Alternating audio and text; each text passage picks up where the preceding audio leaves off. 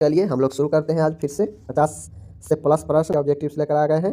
चलिए शुरू करते हैं। तो यहाँ पे जो पहला प्रश्न है आपके सामने, कहता है कोई सूक्ष्म जीव है, उसको पूरी तरह से हमें नष्ट करना है तो उसे क्या कहते हैं। तो आपको पता है कोई सूक्ष्म जीव को पूरी तरह से नष्ट करना, उसे एस्टरिलाइजेशन कहते हैं। क्या कहते हैं? एस्टरिलाइजेशन कहते हैं, निर्जीवानीकरण कहते हैं। पूर्ण तरीका से नष्ट नहीं करता है उसे क्या कहते हैं? डिसइंफेक्शन कहते हैं। याद रखिएगा, समझ गए।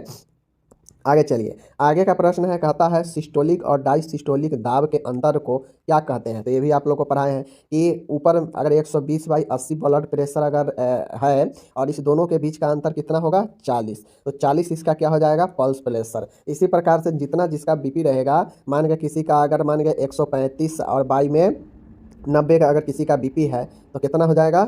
45 जो है पल्स प्रेशर हो जाएगा। तो ऐसे जो है आप पल्स प्रेशर, ऊपर वाले सिस्टोलिक नीचे वाला डायसिस्टोलिक, इन दोनों के बीच के अंतर जो होता है उसी को पल्स प्रेशर कहते हैं। समझ गए।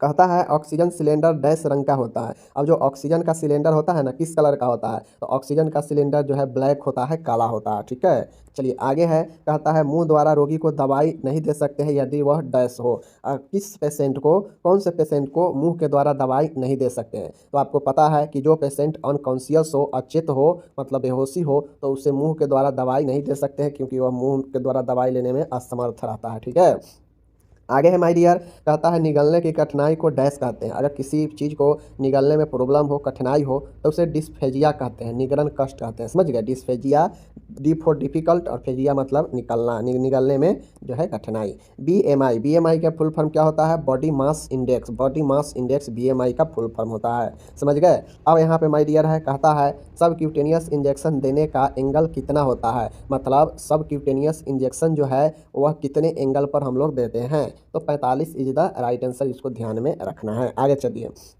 अब कहता है डैश एक फफोला निर्माण करने का एजेंट है। कहता है कौन सा गैस, कौन सा चीज़ है जो बॉडी स्किन पर एक फफोला का निर्माण कर देता है, मीन्स उसके संपर्क में आने से बॉडी में फफोला घाव हो जाता है। तो मस्टर्ड गैस एक ऐसा माय डियर आपका पदार्थ है जो फफोला का निर्माण करता है। समझ गए, इसको ध्यान में रखिएगा। कहता है रिहेबिलिटेशन का क्या कार्य है। तो रिहेबिलिटेशन डैश का कार्य है। तो रिहेबिलिटेशन अस्पताल का कार्य है। रिहेबिलिटेशन का मतलब क्या होता है? रिहेबिलिटेशन का मतलब होता है क्या चीज़?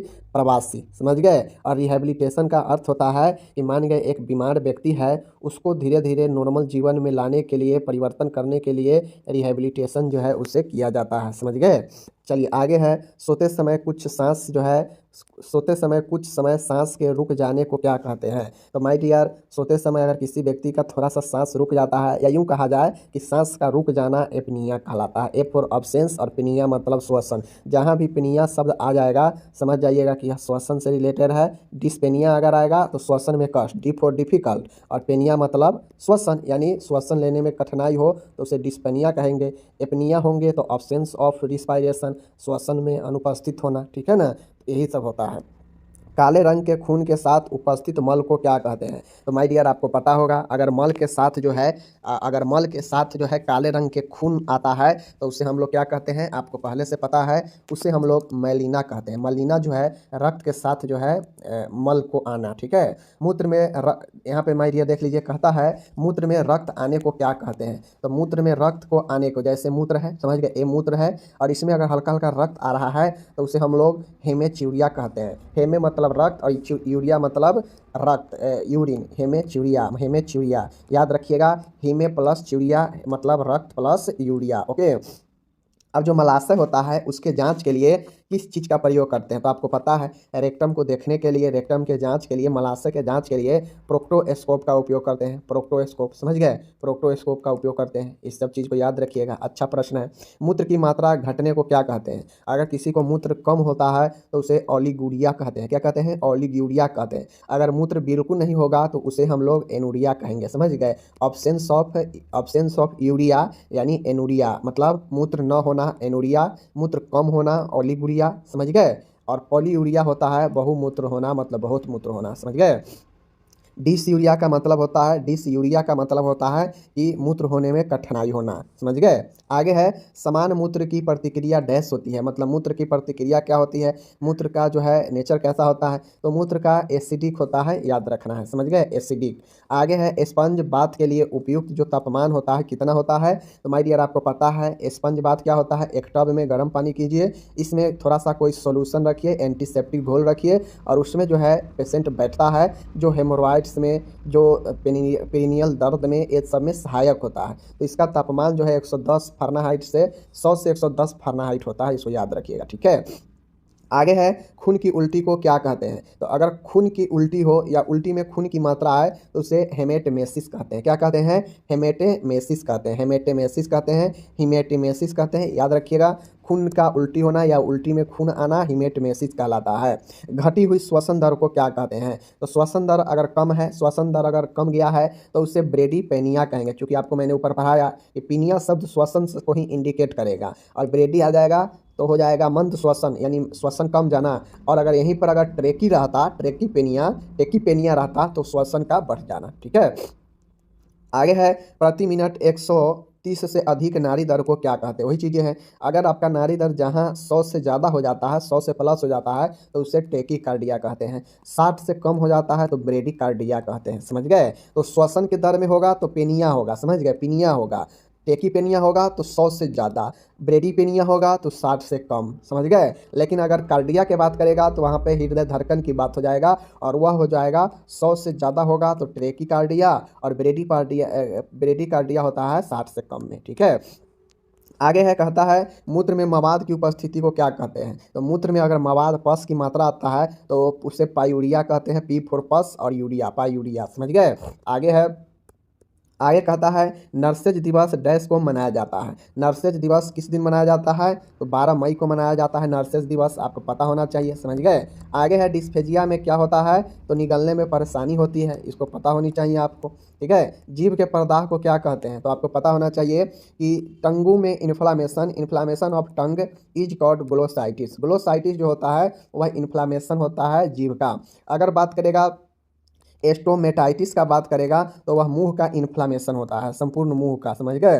दर्द निवारक औषधि को क्या कहते हैं, तो माय डियर दर्द निवारक औषधि को हम लोग एनाल्जेसिक कहते हैं, समझ गए, जो दर्द को ख़त्म करता हो।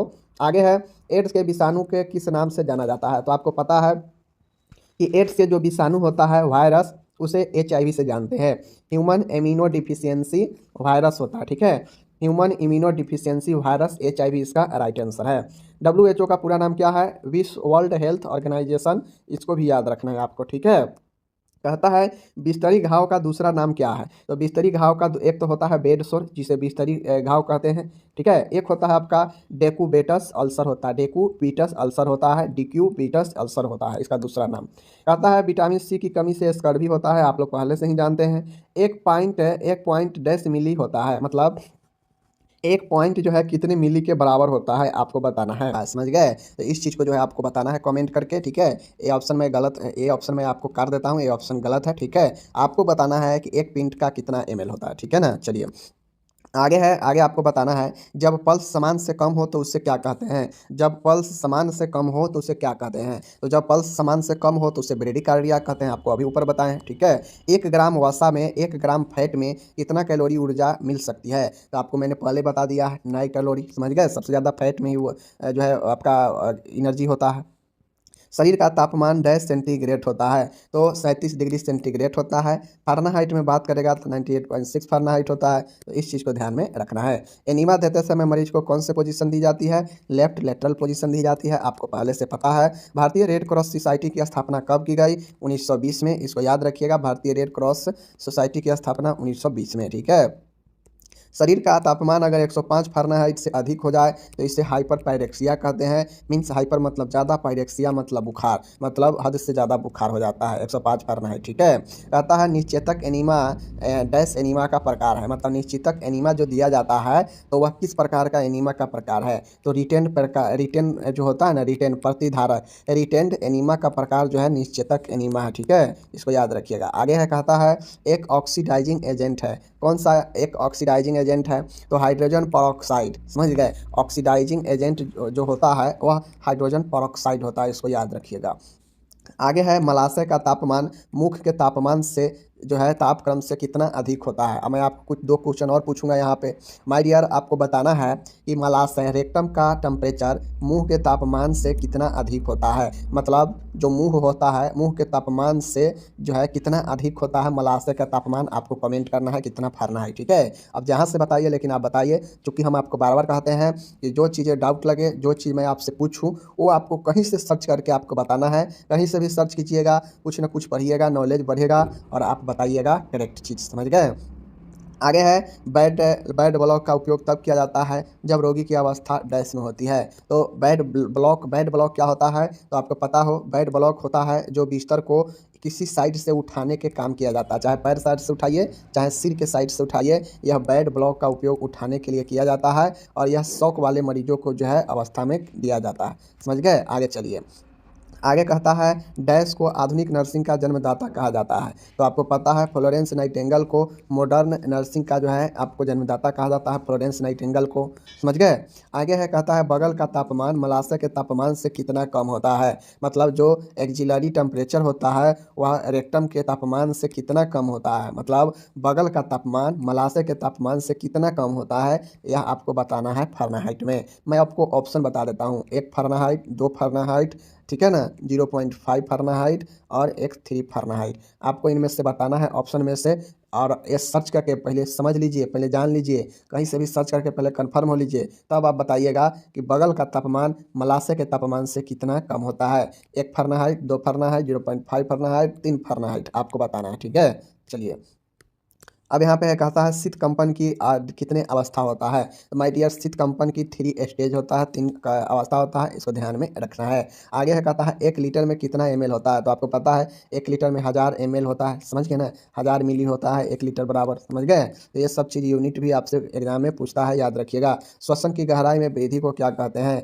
माय डियर, आपको पता है श्वसन को मैंने पहले ही बता दिया कि पिनिया से रिलेटेड होगा, लेकिन गहराई मतलब ज़्यादा गहराई से श्वसन लेना उसे हाइपरपिनिया कहते हैं। क्या कहते हैं, हाइपरपिनिया कहते हैं, इसको याद रखना है, ठीक है। आगे चलिए, 45 है कहता है रक्तचाप मापने वाली मशीन को क्या कहते हैं। भाई यार, रक्तचाप मापने वाली मशीन को स्फेग्नोमैनोमीटर कहते हैं, इसको ध्यान में रखना है, ठीक है। आगे चलिए, मूत्र में डैश की जांच के लिए बेनेडिक्ट्स घोल का उपयोग किया जाता है। यानी मूत्र में किसके जांच के लिए जो है बेनेडिक्ट्स घोल का इस्तेमाल करते हैं। तो ग्लूकोज शुगर के पता करने के लिए बेनेडिक्ट्स घोल का उपयोग करते हैं। कितने बेनेडिक्ट्स घोल में यूरिन का इस्तेमाल करते हैं, तो 8 बूंद, समझ गए, 8 बूंद याद रखिएगा, ठीक है ना। चलिए आगे चलते हैं।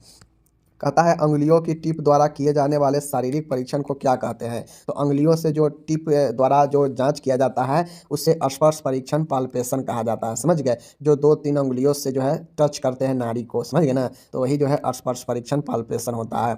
आगे कहता है स्टेथोस्कोप द्वारा की जाने वाली शारीरिक परीक्षण को क्या कहते हैं। तो इसे ऑस्कुलेशन कहते हैं, समझ गए। अगर मान गए कोई व्यक्ति, कोई डॉक्टर है और वह आला लगा के आपके हृदय पेट के गति को सुनता है तो उसे ऑस्कुलेशन परीक्षण कहते हैं, ठीक है ना।